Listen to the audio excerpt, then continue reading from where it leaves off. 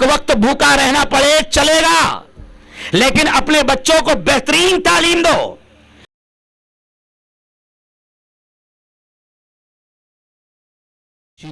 اب اس کے بعد تقریر پیش کرنے کے لیے واہینہ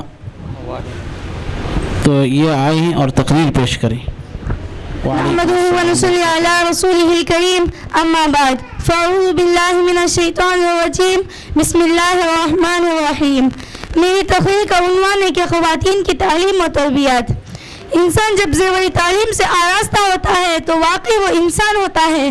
ہر زمانے میں تعلیم یافتہ حضرت کی قدر و قیمت رہی ہے۔ تعلیم کے بغیر ترقی عروج خواہش بے بنیاد خواہش ہے۔ انسان کی نافیت کے لیے دینی تعلیم، اسلامی تربیت، ایمانی شائستگی اور انسانی عادات و آداب اتنی ہی ضرورت ہے جتنی ضرورت مچھلی کے لیے پانی کی ہے۔ تعلیم و نسخہ کیمیا ہے جس سے مردوں کی مسیحی عمل میں آ سکتی ہے۔ یہی وجہ ہے کہ احادیث میں دینی تعلیم کے حصول کی افادیت و اہمیت کی بہت تاکید کی گئی ہے۔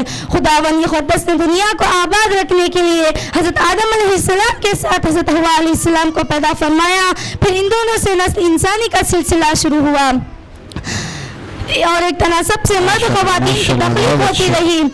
مکلف بن جانے کے بعد ان دونوں کی ذمہ داریاں الگ الگ طے کر دی گئی۔ مردوں کو بطور خاص خریج معاملات کا نگراں بنایا گیا، جبکہ عورتوں کو اندرونی خانے کا اگر ہمارے ویڈیوز آپ کو پسند آ رہے ہوں تو لائک، کمنٹ اور شیئر کریں، اور مزید نئی ویڈیوز کے لیے ہمارے چینل دعوت میڈیا کو سبسکرائب کریں اور بیل آئیکن پر کلک کریں۔